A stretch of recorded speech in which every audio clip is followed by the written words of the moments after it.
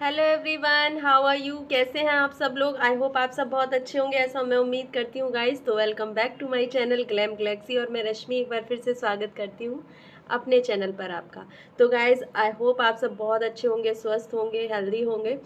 और आज हमारी है नेक्स्ट क्लास जो कि हम करने वाले हैं ब्लीच क्लास। तो ब्लीच की थ्योरी पहले मैं बताऊंगी, उसके बाद प्रैक्टिकल बताऊंगी। तो आज मैं पहले थ्योरी बताने वाली हूँ ब्लीच को लेके। थ्रेडिंग में आई थिंक आपका सब क्लियर हो गया होगा, प्रैक्टिस प्रॉपर आप लोग कर रहे होंगे। मैंने थोड़ा गैप इसलिए दिया क्लास को ताकि आप थ्रेडिंग की प्रैक्टिस अच्छे से कर पाएँ, थ्योरी भी समझ पाएँ और उसको आप थ्रेड को भी अच्छे से चला पाएँ, अच्छे से उसकी प्रैक्टिस कर पाएँ। फिर भी वो कंटिन्यूसली आपने चलाते जाना है बाकी क्लासेस के साथ साथ, वो आपको प्रैक्टिस में रखना ही है लास्ट तक, कोर्स के लास्ट तक। क्या आपको हमेशा ही थ्रेड की प्रैक्टिस हमेशा हमेशा रखनी है। तो अभी हमारा थ्रेड वाला क्लास कंप्लीट हो चुका है। नेक्स्ट हमारा टॉपिक आ जाता है जो अब हमारी क्लास है, आज मैं बताने वाली हूँ आपको ब्लीच क्लास। तो ब्लीच क्लास में क्या क्या चीज़ें लगेंगी, थ्योरी में क्या क्या होना चाहिए, पहले वो बताऊंगी। उसके बाद नेक्स्ट क्लास में आपको उसकी प्रैक्टिकल बताऊंगी। तो सबसे पहले तो अगर आपने मेरे चैनल को सब्सक्राइब नहीं किया है तो आप सब्सक्राइब कर लीजिए, बेल आइकन को प्रेस कर लीजिए ताकि मेरे आने वाले वीडियोस हमेशा आपको मिलते रहे और हम हमेशा कनेक्शन में रहें। ढेर सारा प्यार दीजिए, लाइक कीजिए, शेयर कीजिए। अगर कोई भी इंटरेस्टेड है सीखने में, जिसको नहीं पता है तो आप उसको भी मेरा वीडियो शेयर कर सकते हैं, लिंक शेयर कर सकते हैं ताकि वो भी इसको आके जल्दी से ज्वाइन कर ले और इसी तरह हम एक ग्रुप में अच्छे से इस कोर्स को इंजॉय कर सके। तो आई होप अगर कुछ भी प्रॉब्लम है आप मुझे कमेंट सेक्शन में बताइए, पूछिए। कुछ भी दिक्कत आती है, मैं बार बार आप लोगों को यही बोल रही हूँ, कुछ भी समझ में ना आए तो आप पूछ सकते हो। तो चलिए बढ़ूंगी अपने टॉपिक की तरफ। तो लेट्स सी। तो चलिए सबसे पहले आप अपनी डायरी और पेन उठा लीजिए, आपको क्या क्या मैं बता रही हूँ वो नोट डाउन करना है। तो सबसे पहले आप ऊपर टॉपिक डाल लेंगे ब्लीच थ्योरी, ब्लीच की थ्योरी। और उसके बारे में मैं बताऊंगी कि पहले टूल्स क्या क्या चाहिए, सामग्री आपको क्या क्या चाहिए ब्लीच करने से पहले। तो सबसे पहले आपको जो चाहिए है वो है आपका नंबर 1, आपका बाउल। एक बाउल होना चाहिए, वो ना कांच का हो ना वो स्टील का हो, वो प्लास्टिक का ही होना चाहिए। अगर आप प्लास्टिक के बाउल में ब्लीच करोगे तो ही वो अच्छी होगी। कांच के या स्टील के बाउल में अगर आप ब्लीच मिक्स करोगे तो उसका अच्छा रिजल्ट नहीं आएगा, ना ही वो अच्छे से मिक्सअप होगी, ना ही उसकी वो बात आएगी। ठीक है, तो आपको प्लास्टिक का ही बाउल चाहिए। फिर आपको चाहिए एक ब्लीच ब्रश, जो फेस पैक लगाते हैं ना वैसा ही सेम ब्रश आता है, वो ब्लीच में भी अप्लाई होता है, तो आप वो ले लीजिए। एक फेस पैक ब्रश ले लीजिए, ब्लीच ब्रश भी बोल सकते हो आप उसको, एक ब्रश ले लीजिए। तीसरा आपका आ जाता है स्पॉन्ज। स्पॉन्ज आता है ना जो गोल वाले स्पॉन्ज होते हैं फेस क्लीन करने के लिए, फेशियल क्लीन करने के लिए। अगर वो भी नहीं है तो आप टिश्यू पेपर ले सकते हो, टिश्यू जो टॉवल टिश्यू होते हैं या जो आजकल वाइप्स आ गए हैं वो ले लीजिए, उसको वाटर में डिप कर लीजिए। तो वेट टिश्यूज जो आते हैं वो भी चल जाएगा, लेकिन टिश्यू होना चाहिए या तो स्पॉन्ज होना चाहिए फेस को क्लीन करने के लिए, या तो स्पॉन्ज भी ले सकते हो, फेशियल स्पॉन्ज। फिर थर्ड आपका आ जाता है टॉवल। तो एक क्लीन और साफ, एकदम साफ टॉवल लेना है आपने। और फिर आपने ले लेना है क्लिनजिंग मिल्क। क्लिनजिंग मिल्क ले लेना है, क्लिनजर जिसको मैं बोलती हूँ, क्लिनजिंग मिल्क जो बॉटल आती है वो आप ले लीजिए। अगर आपके पास क्लिनजिंग मिल्क नहीं घर पे अवेलेबल नहीं है, आप नहीं अफोर्ड कर सकते, नहीं खरीद सकते, तो आप जो मिल्क होता है ना, कच्चा रॉ मिल्क, कच्चा दूध, वो ले लीजिए एक कॉटन में, और वो एक बाउल में और कॉटन ले। क्योंकि अगर आप क्लिनजिंग नहीं करोगे तो तब तक फेस उतने अच्छे से क्लीन नहीं होगा, और ब्लीच करने के लिए वो करना बहुत ज़रूरी है। तो जैसा क्लिनजिंग मिल्क मार्केट में मिलता है, सेम वही प्रॉपर्टीज़ आप घर के कच्चे दूध से भी आप फेस को उसी तरह से मसाज देके क्लीन कर सकते हो। तो अगर वो ऑप्शनल है, अगर आप वो ले सकते हो तो बहुत अच्छी बात है। अगर आप नहीं ले सकते, अफोर्ड नहीं कर सकते, तो आप ये भी कर सकते हो। मैं इसलिए बता रही हूँ ताकि सीखने में प्रॉब्लम नहीं आनी चाहिए ना। तो ये ऑप्शनल है। होम रेमेडीज़ भी बहुत सारी ऐसी होती हैं जिनकी पूर्ति की जा सकती है मार्केट चीज़ों से। तो उसके बाद आपका आ जाता है नेक्स्ट 6, आपका आ जाता है गुलाब जल, रोज़ वाटर। तो वो ले लेना है आपने, नहीं तो आप एस्ट्रोजेंट भी ले सकते हो। रोज़ वाटर अगर नहीं है, या वैसे तो गुलाब जल सभी के घर में मिल जाता है, सभी यूज़ करते हैं, बहुत ही इतना कोई बहुत महंगी चीज़ नहीं है, आप इजीली अफोर्ड कर सकते हो। एस्ट्रोजेंट भी होता है, वो भी आप यूज़ कर सकते हो अगर लेना चाहो, पर वो मैं बताऊंगी कैसी स्किन पे जाएगा। अगर आपके पास रोज़ वाटर भी नहीं है और अगर आपके पास गुलाब जल भी नहीं है तो आप क्या ले सकते हो, आपने क्या कर लेना है, आप जैसे नॉर्मल जो आपका पानी होता है इसको उबाल लीजिए। उबालने के बाद आप इसको ठंडा कर लीजिए। ठंडा करने के बाद आप उसके अंदर कुछ बूंदें उसकी डाल लीजिए। ये जो आपका ऑयल होता है, जैसे कि ये वाला हो गया आपका कोई भी आप अच्छा डाल सकते हो, जैसे ऑलिव ऑयल हो गया या गोले का तेल हो गया, 2-3 बूंदें बस। और उसमें आप उसको स्प्रे ऐसे मिक्स करके रख लीजिए स्प्रे बॉटल में। ठीक है, वैसे तो गुलाब जल लोगे तो ज़्यादा बेटर है, पर वो मैं ऑप्शनल बता रही हूँ। उसके बाद आपका आ जाता है जो 8 नंबर है, ब्लीच क्रीम और एक्टिवेटर। वो तो आपका मेन प्रोडक्ट है ही जो आप करने जा रहे हो। तो आपने सबसे पहले क्या करना है, और हाँ आपने एक ले लेना है फेशियल बैंड।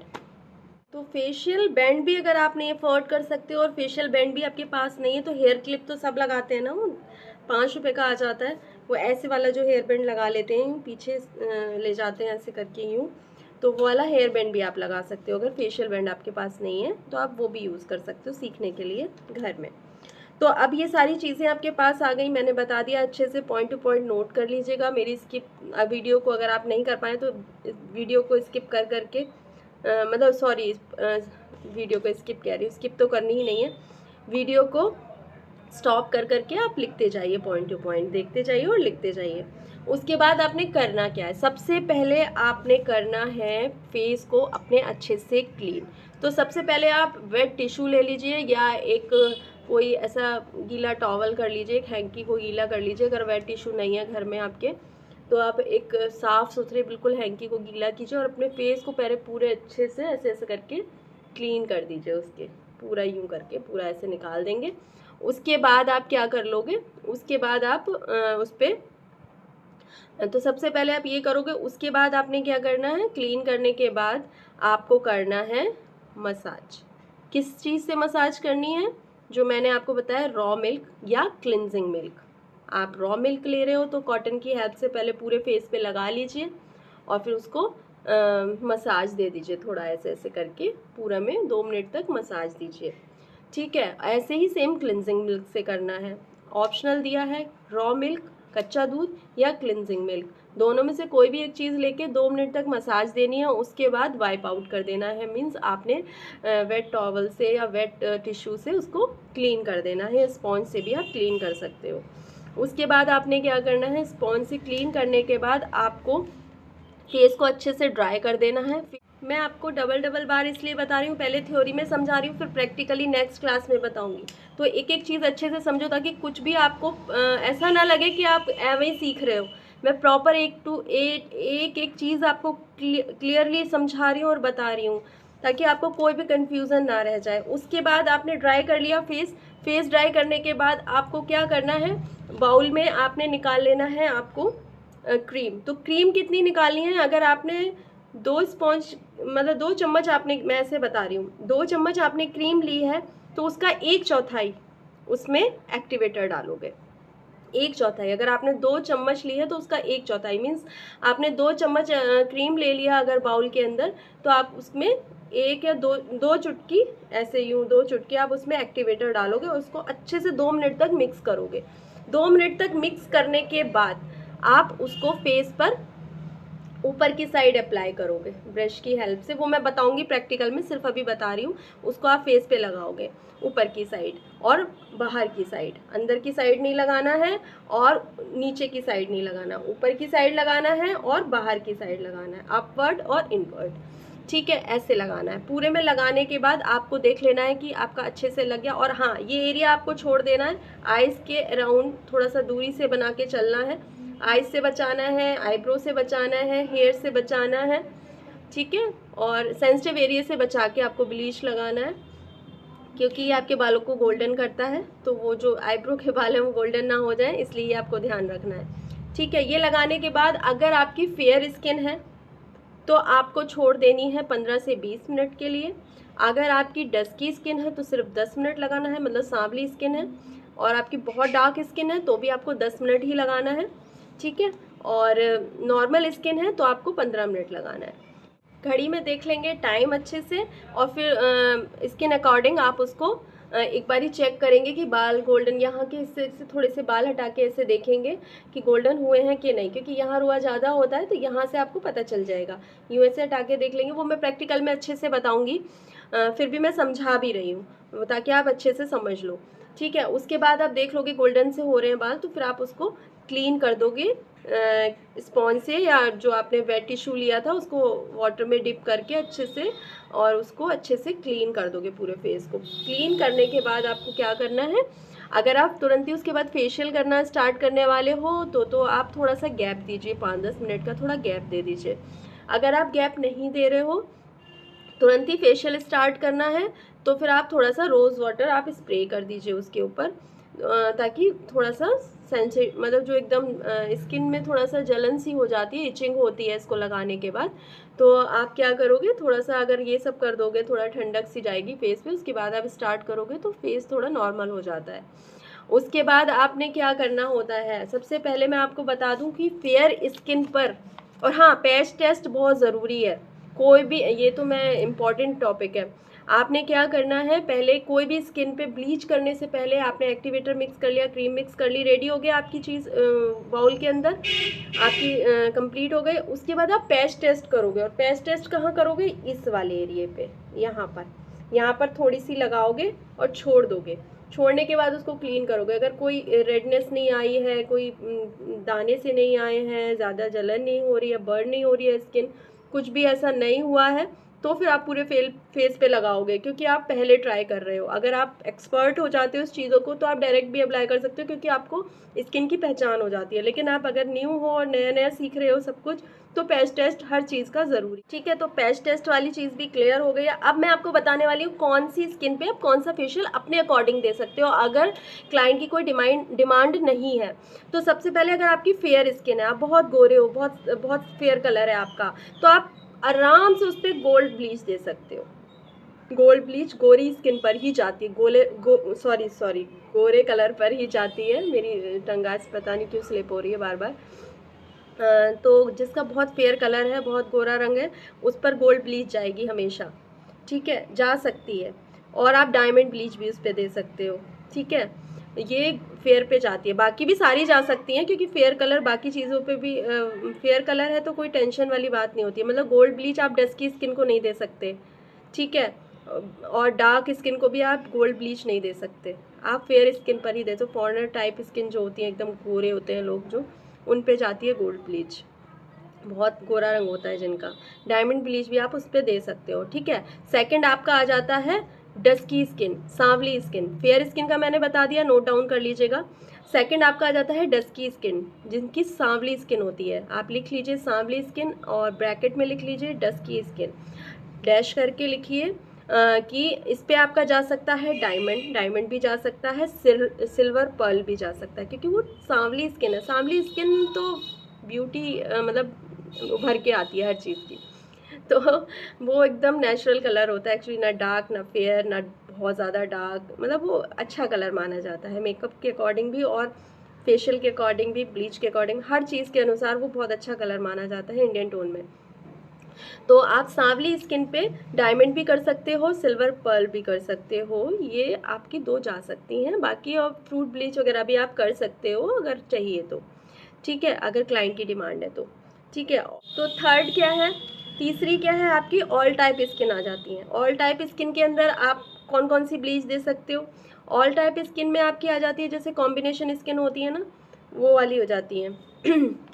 उसमें क्या आपका क्या आ जाता है, ओलिविया आप कर सकते हो, स्ट्रॉबेरी कर सकते हो, जॉलिन वाली आती हैं वो कर सकते हो, फेम कर सकते हो, फेम तो बहुत पुरानी ब्लीच है वो कर सकते हो, फ्रूट ब्लीच कर सकते हो, और बाकी सारी ही ब्लीचेस आप कर सकते हो। लेकिन थोड़ा सा पैच टेस्ट ज़रूर कीजिए, क्योंकि आपने ये भी चेक करना है कि किसी की स्किन सेंसिटिव तो नहीं है। सेंसिटिव स्किन पर ब्लीच अवॉइड करनी चाहिए। अगर वो फिर भी कह रहा है क्लाइंट की करो मेरे ऊपर, तो पैच टेस्ट ज़रूर कीजिए जो मैंने बताया है। और उसके बाद भी अगर वो फिर भी कह रहा है कि नहीं मेरे को कराना ही है, तो आपने पहले क्या करना है उसको वो भी मैं बताऊंगी। सेंसिटिव स्किन पे आपको सबसे पहले क्लिनजिंग करने के बाद एक गुलाब जल की वो एलोवेरा जेल आता है, वो लगा देना है पूरे फेस पे। पूरे फेस पे लगाने के बाद उसके ऊपर ब्लीच अप्लाई करनी है, डायरेक्ट स्किन पे नहीं करनी है। पहले एलोवेरा लगाना है, उसके ऊपर आप जब वो एब्जॉर्ब हो जाएगा उसके ऊपर आप एक्टिवेटर में बहुत ही थोड़ा एक्टिवेटर मिक्स करा जाएगा उसमें। अगर आप 2 चुटकी ले रहे हो तो 1 ही चुटकी लीजिए, ठीक है। और उसको अच्छे से मिक्स करके फिर अप्लाई कीजिए। और बार बार पूछिए कि बहुत ज़्यादा इचिंग तो नहीं हो रही है आपको, बहुत ज़्यादा इचिंग तो नहीं हो रही है, हल्की फुल्की होती है, सभी को होती है, लेकिन बहुत ज़्यादा नहीं होनी चाहिए। अगर बहुत ज़्यादा इरिटेशन हो रहा है, बहुत ज़्यादा इचिंग हो रही है तो तुरंत क्लीन कर दीजिए, ठीक है। ये सभी के लिए है, ऑल टाइप स्किन के लिए। अगर किसी को बहुत ज़्यादा इचिंग हो रही है, बहुत प्रॉब्लम हो रही है, क्योंकि इचिंग तब होती है जब हमारी स्किन बहुत ड्राई होती है, हाइड्रेट नहीं होती, बहुत ज़्यादा इचिंग होती है उसमें। अगर आपकी प्रॉपर स्किन में हेल्दी स्किन है, मॉइस्चराइज़र अच्छे से है, स्किन मॉइस्चराइज है, तो नहीं आएगी ये प्रॉब्लम।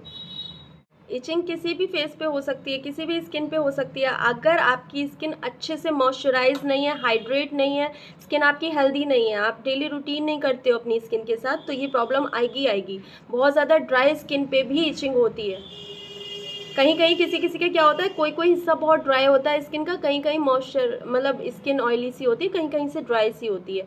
तो वो जो एरिया ड्राई होता है ना, जैसे यहाँ पर बस इतना ड्राई है, उस जगह पर ज़्यादा जलन होगी ब्लीच लगाने के बाद। और किसी का यहाँ पे ऑयली है तो वहाँ नहीं पता चलेगा। तो ऐसे भी होता है, किसी किसी के यहाँ बहुत ड्राइनेस हो जाती है, यहाँ पे बहुत ज़्यादा ड्राइनेस हो जाती है, किसी के यहाँ इस एरिए पे, यहाँ ये वाला एरिया बिल्कुल जला जला सा हो जाता है, बर्निंग ब्लैक ब्लैक सा, वो सब। तो ऐसी स्किन को अवॉइड ही करना चाहिए, उनको D10 कराना चाहिए। अल्टरनेट होता है उसका D10। D10 क्या होता है वो भी मैं बताऊंगी। D10 कराना चाहिए उनको, क्योंकि D10 में आपको जलन नहीं होगी और वो रिपेयर करेगा स्किन को, ठीक है। वो कैसे क्या होता है वो मैं आगे बताऊंगी आपको, वो भी बताऊंगी। तो ये आपका समझ में आपको अच्छे से आ गया होगा आई थिंक, कि कौन सी स्किन पे कैसी ब्लीच कर सकते हो आप, कैसी होती है, क्या होती है। और ब्लीच के टाइप्स भी होते हैं, ब्लीच कई सारे टाइप्स की होती है। तो अभी तो हमारा बेसिक कोर्स चल रहा है, तो मैं सिर्फ ब्लीच बता रही हूँ। एडवांस कोर्स जब मैं आपको कराऊंगी आगे जाके 30 डेज़ के बाद, जो मैं स्टार्ट करूंगी, उसमें मैं आपको टाइप्स भी बताऊंगी कि ब्लीच कितने टाइप्स की होती है। अभी सिर्फ आप इतना समझ लीजिए कि ये वाली ब्लीच आप ऐसे ऐसे कर सकते हो, बेसिक कोर्स के अंदर आता है।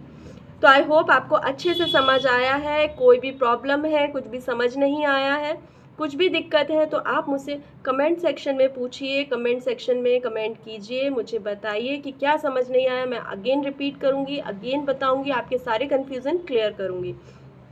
अच्छे से आपको समझ आ रहा होगा, इसीलिए मैं हिंदी इंग्लिश दोनों में अच्छे से समझाती हूँ बार बार, ताकि आप लोग अच्छे से समझ पाएँ। और उसका अल्टरनेट भी बताती हूँ अगर आप अफोर्ड नहीं कर सकते। तो मुझे लगता है कि आप ये अच्छे से लिख लोगे। मुझे थ्योरी चाहिए, क्योंकि कोई भी चीज़ सीखने से पहले थ्योरी मस्ट है। थ्योरी पहले होती है, उसके बाद प्रैक्टिकल होता है। पहले आप उस चीज़ को जान लीजिए, उसके अंदर क्या है, उसके क्या क्या पॉइंट्स हैं, उसकी क्या क्वालिटीज़ हैं, उसकी क्या बेनिफिट्स हैं, उसके क्या साइड इफ़ेक्ट्स हैं, सब कुछ पता होना ज़रूरी है। ब्लीच के साइड इफ़ेक्ट्स ज़्यादा होते हैं, ये सिर्फ मंथ में 1 ही बार कराना चाहिए, और हो सके तो आप मंथ में 2 मंथ्स में 1 बार कराइए। इसको बहुत ज़्यादा नहीं करना चाहिए, इसको तभी करना चाहिए जब ज़्यादा नीड है, ठीक है। और कोशिश कीजिए कि इसकी जगह D10 करा लीजिए। ब्लीच बहुत ज़्यादा ज़रूरी नहीं होती है, क्योंकि वो थोड़ा सा वो आपकी स्किन को बर्न सा करती है, तो इसलिए ध्यान रखिए। तो पर करना ज़रूरी भी होता है ग्लो के लिए, तो कई लोग करते हैं और कराते ही हैं, ब्लीच तो कराते ही हैं फेशियल से पहले। तो वही चीज़ें, पर मैं साइड इफ़ेक्ट भी बता के चलना चाहती हूँ, ठीक है। तो ये सब आप करिए और ध्यान रखिए, इन चीज़ों का आपको पता होना चाहिए, क्योंकि आप एक कोर्स के अंदर जा रहे हो, उसको प्रॉपरली सीख रहे हो, तो आपको पूरी नॉलेज होनी चाहिए। जो भी छूटेगा मैं बीच में भी बता सकती हूँ, ऐसा नहीं कि मैं नहीं बताऊँगी कि ये क्लास कंप्लीट हो गई तो अब मैं नहीं बताऊँगी इसके बारे में, ऐसा कुछ भी नहीं है। मैं अगेन भी बता सकती हूँ, मुझे अगर लगेगा कुछ छूटा है और वो ज़रूरी है बताना तो मैं बताऊँगी। और अगर आपको लग रहा है कि मैम आपने ये नहीं बताया, मैंने सुना है ऐसा कुछ होता है, ऐसा कुछ होता है, तो आप भी पूछ सकते हो। डिस्कशन ही चीज़ों को सॉल्व करता है। ज़रूरी नहीं है कि आप अपनी तरफ से क्वेश्चन नहीं कर सकते। अगर आपके मन में कुछ भी, आप पूछिए मेरे से कमेंट सेक्शन में, मैं ज़रूर बताऊंगी। और प्लीज़ प्लीज़ प्लीज़ कोई भी क्लास मिस मत कीजिए। थ्योरी लिखना मस्ट है, ज़रूर लिखिए। मेरे को अगर आप सच में सीखना चाहते हो, और अगर नहीं सीखना चाहते, ऐसी टाइम पास करो, तो फिर तो मैं कुछ कह ही नहीं सकती। लेकिन अगर आप प्रॉपर सीखना चाहते हो तो जैसे जैसे मैं बोल रही हूँ वैसे चलिएगा। मैं लिख के देती हूँ, गारंटी से आप सीख जाओगे। तो एवरीवन, आपको सब कुछ अच्छे से समझ आ गया होगा। अगर कुछ भी समझ नहीं आया कमेंट सेक्शन में पूछिए, जितनी बारी हो पूछिए, जितनी बार चाहे आप पूछ सकते हो। और अगर कुछ भी डाउट है, कुछ भी प्रॉब्लम है, तो आप ज़रूर मुझसे डिस्कस कीजिए, क्योंकि डिस्कशन इज़ मस्ट। डिस्कशन बहुत ज़रूरी है, बिना विदाउट डिस्कशन कुछ नहीं हो सकता। तो जितना ज़्यादा डिस्कस करेंगे उतना ज़्यादा चीज़ें समझ में आती है। तो ठीक है, बाकी अगर आपको मेरा ये वीडियो पसंद आया हो तो please please please like share और सब्सक्राइब करना ना भूलें, बेल आइकन को प्रेस करना ना भूलें, ताकि मेरे आने वाले वीडियोस आपको हमेशा मिलते रहें। कोई भी वीडियो स्किप मत कीजिए। अगर कोई भी इंटरेस्टेड है सीखने में तो उसको मेरा लिंक शेयर कर सकते हैं आप, ताकि वो भी अच्छे से सीख पाए। और मेरा सिर्फ एक ही मोटिव है यहाँ सिखाने का, कि जो लोग अफोर्ड नहीं कर सकते, जो लोग बाहर नहीं जा सकते, जो लोग नहीं जिनका बजट नहीं है बिल्कुल भी सीखने का, वो यहाँ पर आसानी से सीख पाएँ। क्योंकि कुछ लोगों को इंटरेस्ट बहुत होता है लेकिन बजट नहीं होता, बहुत मन होता है, चाहते हैं पॉइंट टू पॉइंट थ्योरी के साथ सब कुछ सीखें लेकिन नहीं सीख पाते हैं। उन लोगों के लिए मेरे वीडियोज़ हैं। उन सभी लोगों को मैं सिखाना चाहती हूँ, दिल से सिखाना चाहती हूँ। तो प्लीज़ प्लीज़ प्लीज़ जितना हो सके मुझसे जुड़िए और इस कोर्स का फ़ायदा उठाइए। तो अगर आपको मेरे वीडियोस पसंद आते हैं तो कमेंट सेक्शन में भी ज़रूर बताइएगा, ताकि मैं भी मोटिवेट हो जाऊँ थोड़ा। तो मिलूँगी अपने नए वीडियो के साथ, तब तक के लिए bye bye, love you all.